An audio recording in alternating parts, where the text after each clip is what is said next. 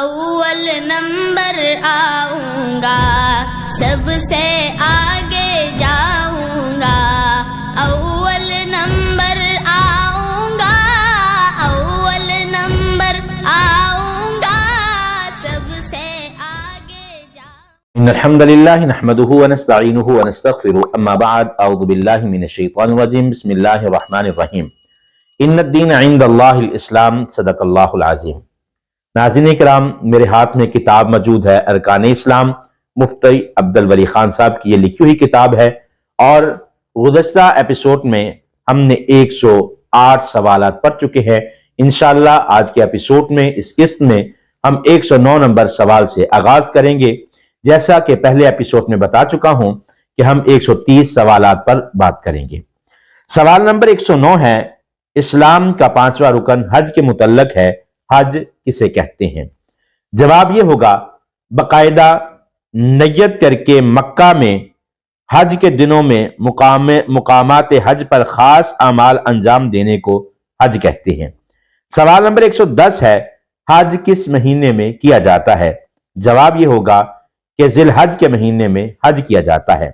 سوال نمبر 111 ہے، حج کن لوگوں پر فرض ہے؟ جواب اس کا یہ ہوگا، حج ہر اس عاقل بالغ مسلمان مرد اور عورت پر فرض ہے جو مکہ مکرمہ پہنچنے کی جانی اور مالی طاقت رکھتا ہو۔ سوال نمبر 112 ہے کہ حج زندگی میں کتنی مرتبہ فرض ہے؟ جواب یہ ہوگا کہ حج زندگی میں صرف ایک مرتبہ ہی فرض ہے۔ سوال نمبر 113، حج کے اہم اعمال کون سے ہیں؟ جواب یہ ہوگا، احرام نیت باندھنا، احرام باندھنا نیت کرنا، بیت اللہ کا طواف کرنا، صفا اور مروہ کے درمیان سعی کرنا، عرفات میں ٹھہرنا، مزدلفہ میں رات گزارنا، منا میں ٹھہرنا، جمرات یعنی شیاطین کو کینکریاں مارنا اور قربانی کرنا، یہ حج کہلاتا ہے۔ اب اس سے اگلا سبق جو ہے وہ ہے جہاد کے متعلق۔ سوال نمبر 114 ہے، جہاد کی تعریف کیجئے۔ جواب یہ ہوگا، اسلام کی سربلندی کے لیے جان مال اور زبان کے ذریعے سے جد و جہد کرنے کو جہاد کہتے ہیں۔ سوال نمبر 115 ہے، قتال فی سبیل اللہ کیا ہے؟ جواب یہ ہوگا، اسلام کی سربلندی کے لیے جنگجو کافروں سے لڑنا قتال فی سبیل اللہ ہے، اور یہ جہاد کی اعلیٰ ترین قسم ہے۔ سوال نمبر 116 ہے، اسلام کی چوٹی کس عمل کو کہا جاتا ہے؟ جواب یہ ہے کہ اسلام کی چوٹی جہاد فی سبیل اللہ کو کہا جاتا ہے۔ سوال نمبر 117 ہے، قتال فی سبیل اللہ کا طریقہ کیا ہے؟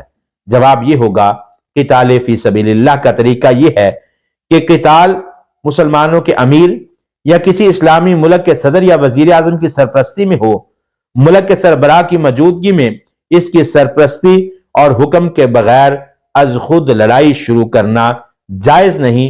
آج کل ہر ملک کی اپنی فوج ہے جس کا باقاعدہ نظام موجود ہے، ملک کی فوج کا کمانڈر ہی جنگ کا حکم دیتا ہے، اور اسی طرح قتال فی سبیل اللہ کا حکم ہے۔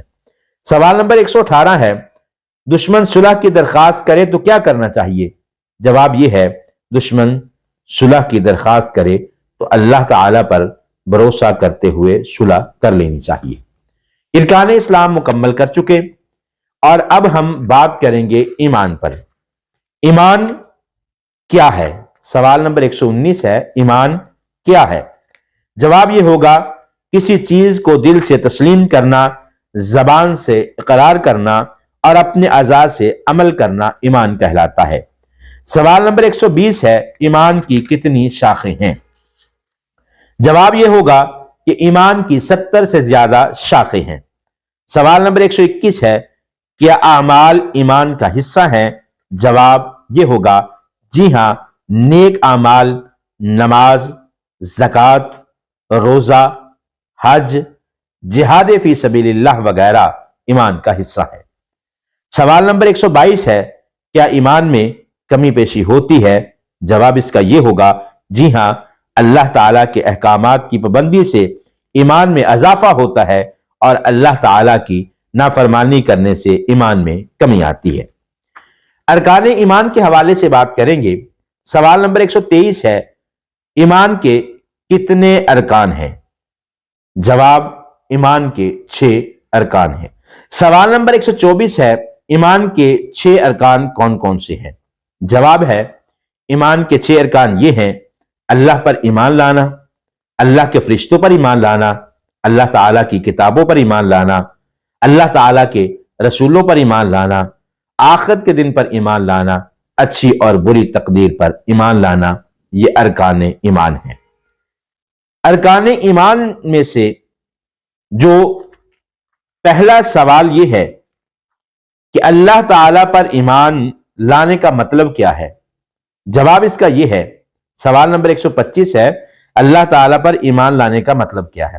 جواب اس کا یہ ہے، اللہ تعالیٰ پر ایمان لانے کا مطلب یہ ہے کہ اس امر کا پختہ یقین رکھنا کہ ہر چیز کو پیدا کرنے والا، ہر چیز کا مالک، ہر جان کو رزق دینے والا اور اس کائنات کو چلانے والا صرف اللہ تعالیٰ ہی ہے۔ وہی پشیدہ اور ظاہری باتوں کی حقیقت کو جاننے والا ہے، ہر کام پر قدرت رکھنے والا ہے، وہی عبادت کے لائق ہے۔ تمام قسم کی بہترین خوبیاں اور سارے کمالات اس میں ہمیشہ سے ہیں، وہ ہر عیب، کمزوری اور نقص سے پاک ہیں۔ سوال نمبر 126، توحید کسے کہتے ہیں؟ جواب اس کا یہ ہوگا، اللہ تعالیٰ کی ربوبیت، اللہ تعالیٰ کی الوہیت، اللہ تعالیٰ کی اسماء و صفات میں کسی کو شریک نہ کرنے کا نام توحید کہلاتا ہے۔ سوال نمبر 127 ہے، توحید کی کتنی اور کون سی قسمیں ہیں؟ جواب یہ ہوگا، توحید کی 3 قسمیں ہیں: توحید ربوبیت، توحید الوہیت، توحید اسماء و صفات۔ سوال نمبر 128 ہے، توحید ربوبیت سے کیا مراد ہے؟